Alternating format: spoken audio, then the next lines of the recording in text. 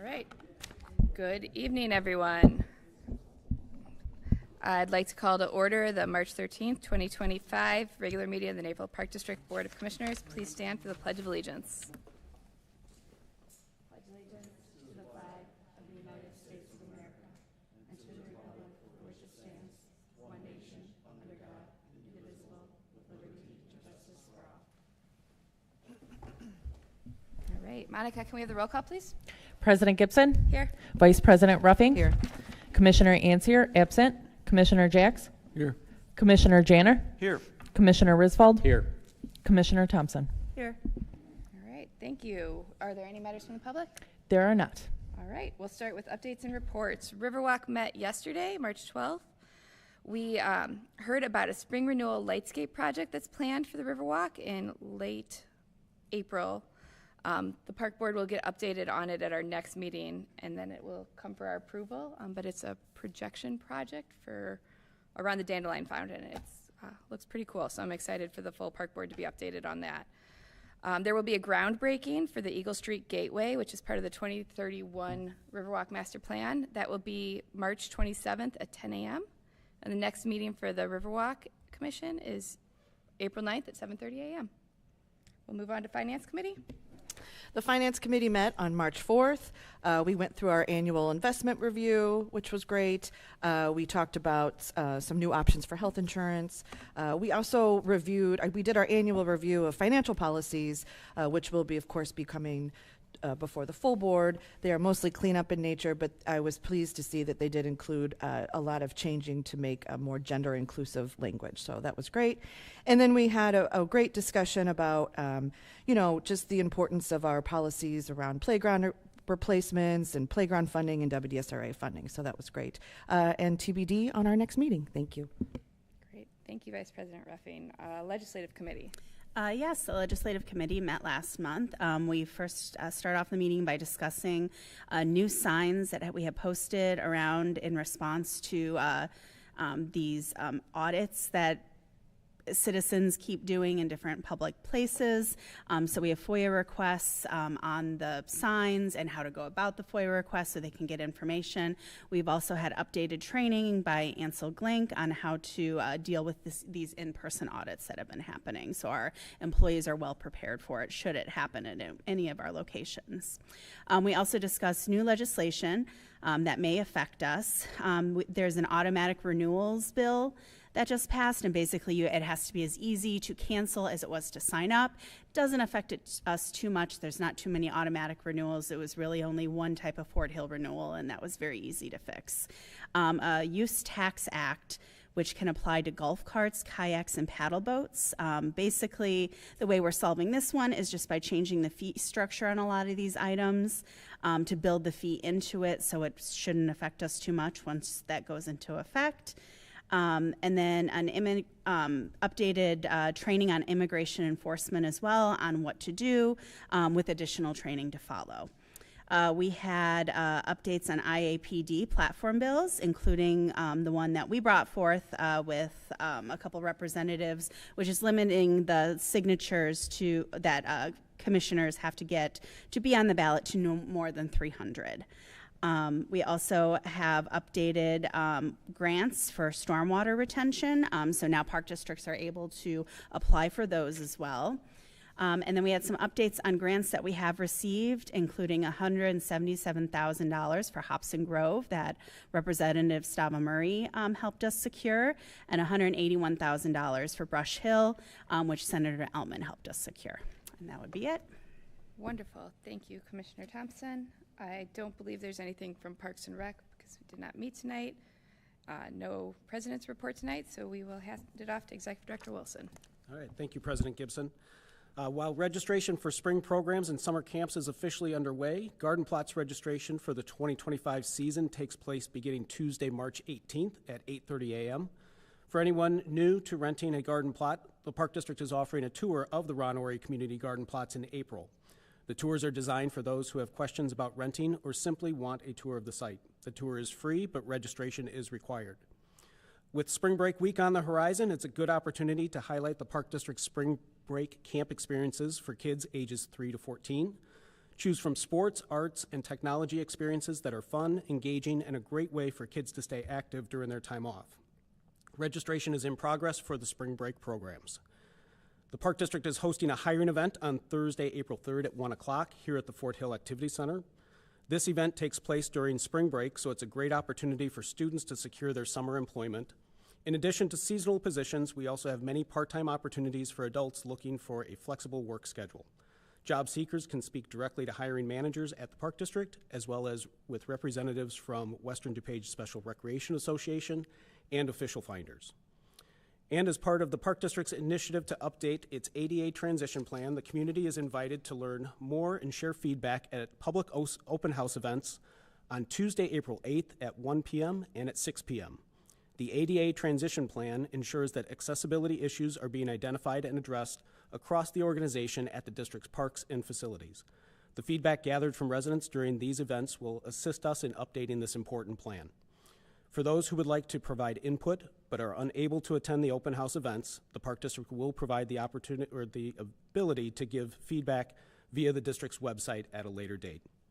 And finally, each year, Western Suburban Living Magazine releases a list of the best of the West, where readers select their choices for the best of the Western suburbs have to offer in more than 80 categories. This year, several Naperville Park District facilities were selected as some of the best in the Western suburbs. The awards include Fort Hill Activity Center, which received third place for Best Fitness Center Health Club, Springbrook Golf Course, noted as a favorite for the best public golf course, and Centennial Beach, which was selected as the best area water park. Congratulations and thank you to all the Park District staff who make our facilities and visitor experiences some of the best in the suburbs. For additional information on our programs and events, please visit napervilleparks.org. Thank you. Great. Thank you, Executive Director Wilson, and congratulations to staff on those awards and accolades. That's wonderful. We will move on to the Treasurer's Report. Move to approve the December 2024 and January 2025 Treasurer's Report, which includes Commissioner's expenses totaling $990 for attendance at the 2025 IAPD IPRA Conference. Second. Roll call, please. Vice President Ruffing? Yes. Commissioner Thompson? Yes. Commissioner Jacks? Yes. Commissioner Janner? Yes. Commissioner Risvold? Yes. President Gibson? Yes. All right. Monica, would you please read the consent agenda? Item 5.1, approve February 2025 disbursements in the amount of $765,594.56. 5.2, approve February 2025 disbursements made through the Bank of America Purchasing Card Program in the amount of $230,620.12. 5.3, approve February 2025 customer refunds in the amount of $1,043.79. 5.4, approve February 27, 2025 regular meeting minutes. 5.5, approve February 27, 2025 executive session closed meeting minutes. 5.6, authorize Executive Director Wilson to electronically sign the agreement with HSI for their learning management system platform. 5.7, authorize the Executive Director to issue a purchase order to Reindeers, Inc. in the amount of $47,407.66 for a 2025 Toro Groundmaster 3500D bank mower procured through the district's membership in the Sourcewell Purchasing Network. 5.8, authorize the Executive Director to issue a purchase order to New Toys Leisure Products in coordination with Landscape Structures, Inc. in the amount of $106,636 for play equipment for the Columbia Commons Playground renovation project procured through the district's membership in the Sourcewell Purchasing Network. 5.9, accept the base bid of Bedrock Earthscapes LLC in the amount of $39,250 is the lowest responsive and responsible bid, and to award the contract for the Hunters Woods Shoreline Restoration Project, and to authorize staff to carry a further 5% contingency for a total authorized expenditure for the project in an amount not to exceed $41,213. 5.10, approve the Illinois Environmental Protection Agency, IEPA, Green infrastructure grant opportunities, GIGO agreement for the Ron Ori community garden plots, permeable paver parking lot installation and site improvements project. 5.11, approve the purchase of one 2025 Isuzu NPR-HD flatbed truck in the amount of $76,441.62 from Rush Truck Center through the district's membership in the Sourcewell Purchasing Cooperative. 5.12, approve the purchase of fertilizers for golf and park services for 2025 in an amount not to exceed $72,507 from Master Blend International LLC - option A. 5.13, approve revisions to the Naperville Park District personnel policies. 5.14, approve ordinance 1068 declaring the property as outlined in Exhibit A is surplus property.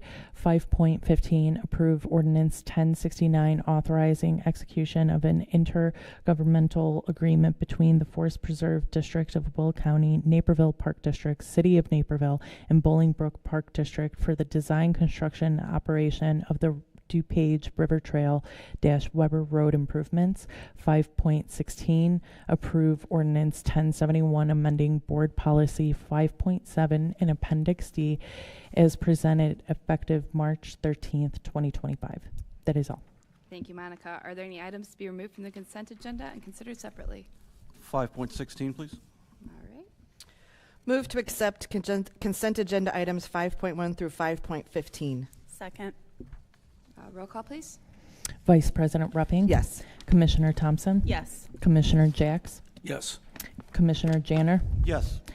Commissioner Risvold? Yes. President Gibson? Yes. Move to approve consent agenda items 5.1 through 5.15. Second. Voice vote, please. All in favor? Aye. Aye. All right, let's move on to unfinished business, which will be 516, approve ordinance 1071, amending board policy 5.7, and appendix D is presented, effective March 13th, 2025. Commissioner Janner? Do we need a second? Oh, Need a second? motion and second, or do we discuss it first? Sure. Okay. Move to accept consent agenda item 5.16. Second. All right. Discussion? Yes, I asked to pull this. I mean, I've been thinking about this quite a bit since it was brought up at the last meeting, and obviously government efficiency and cutting of spending, government spending have been both hot topics. And while I generally agree with this item, I think before we take an axe to the benefits of, in some cases, retired commissioners who are now on a fixed income, I think we need to look at the benefits of our own benefits for seated commissioners. I think we need to address that first. So I would like to amend the motion and make a motion to eliminate all benefits for seated commissioners and past commissioners. And for discussion purposes, I'll second that. Okay, so discuss the amended motion. What's the procedure here? Right, so now there's an amended motion on the floor. Sure. And then if a vote was taken on that, and if it fails, then we go back to the The original original motion. motion. Great, okay. So open up that discussion. Would anybody like to comment on the amended motion? Yeah, I have a comment and then a question. The comment number one is that I question if this really should have been in the consent agenda or not, especially since it wasn't spelled out in the agenda.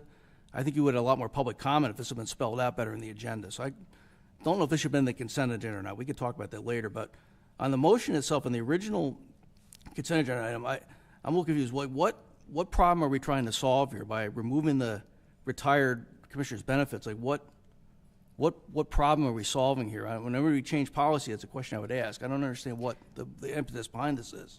Sure. Well, we did discuss this in the last meeting, and it's consistent with our procedure to make policy changes in the consent agenda.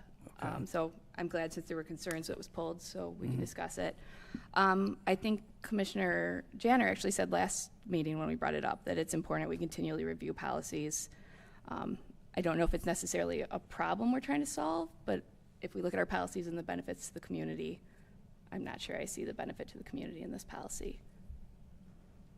Okay, so just a perception and not a benefit to the community. It's not any other about cost or anything, or what? Well, I mean, I think the park code stipulates that commissioners are to serve without compensation, correct? So the justification for these benefits are always so commissioners, current and former, can provide feedback. I think it's really important, especially since we all serve in an unpaid capacity. You shouldn't have to be independently wealthy to be able to do this volunteer job and participate in the program. So I believe the 20% discount for seated commissioners who are making these decisions based on our facilities and our programs should be able to participate. And in fact, I think an important part of doing this job effectively is active participation in our district. I agree. So offsetting that additional financial burden of taking these additional classes that, at least in my opinion, we should be taking when we hold these roles, I think that's appropriate. In terms of former commissioners, again, I think the justification has always been that former commissioners know the standards that we hold our facilities to, so they, in return for these discounts or free usage, can communicate with the park district and give us feedback. Any community member can email the park district at any time. In fact, we have a lot of community members that do that. I'm not sure if free usage of our facility is a prerequisite for providing feedback for former commissioners. And at a time when we're seeing more use at Fort Hill, more use at Centennial Beach, more rounds of golf than ever before, I think it's worth reevaluating the policy and seeing how it benefits the community. So those are my 2 cents. If anybody would like. The only comment I have is I don't see any downside. For example, the retired commissioner is going and playing some rounds of golf. I'm not sure what the downside of that is. I mean, I don't get it. Sorry. I will say there has been interest from the public in these benefits. It's something I've heard before. I've heard out recently even. As park code stipulates, we're not supposed to receive benefits for these positions. So is it a personal benefit for these former commissioner benefits, or does it benefit the community? Well, I want to be clear, the code says you're not supposed to receive compensation. Right. Sure, which, So, I mean, and there is, I've definitely, so whether or not free golf or free membership constitutes compensation, but I've asked Executive Director to pull the feedback we've received from these programs, and I don't believe there has been any. President Gibson, is there a way for us to look at the facts and figures to see what the usage is for current and former commissioners before we take any sort of vote one way or the other? And the reason I ask is because there's sort of 2 sides to the coin. The first side is there's been community weaponization against current and former commissioners about their use of these specific benefits, which I think is absurd.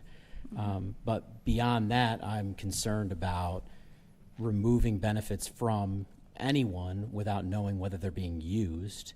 But also, I don't want to be in a position where we vote for something that forecloses people that were former public servants who are now part of the community from being very involved in the parks, right? I don't want to have former commissioners feel that they are no longer welcome or that they shouldn't participate as former commissioners, but there may not be a use. They may not be even using it. So I'd like to see just the numbers on the usage before.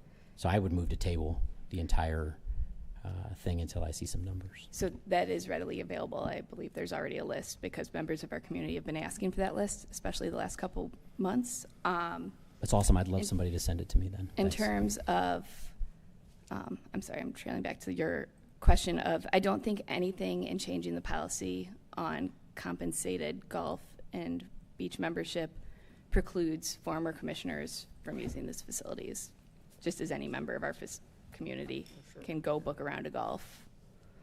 And I think, in terms of benefit to the community,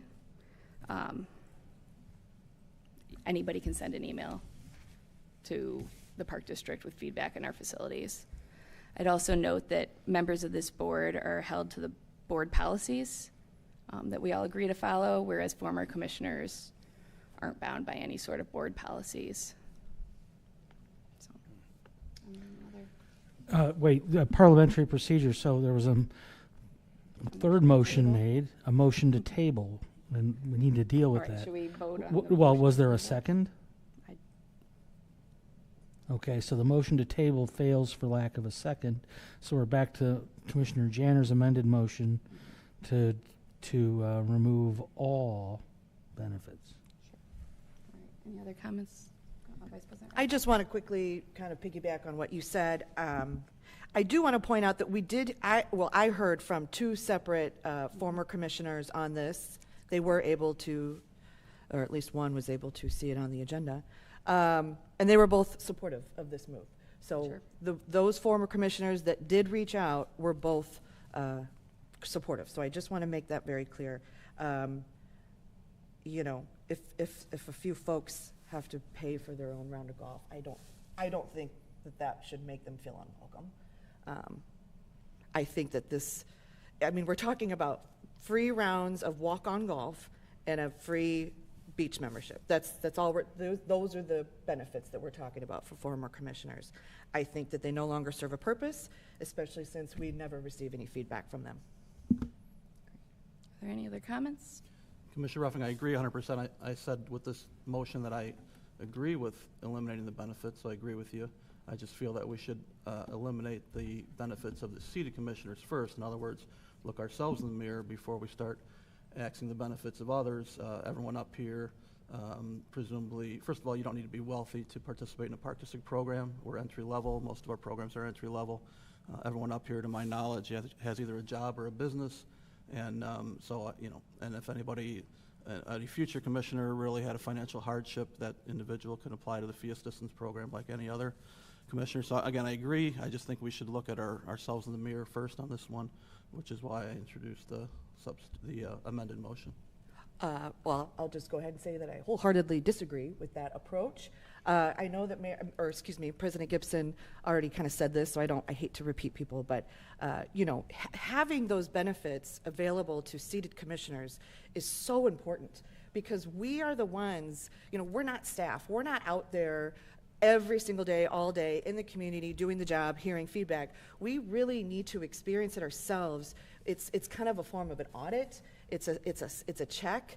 I know that I've personally had plenty of conversations with Executive Director Wilson over the years, always excitedly telling him mostly how great our experiences are and how happy I am, and I think that that's so important. And a good commissioner wants to be able to go out there and use the programs and go to the events and golf and all that sort of thing. So I would hate for any future commissioner to feel like they couldn't do that and couldn't, do their job to their best of abilities because of cost, because of cost issues. So that's my 2 cents.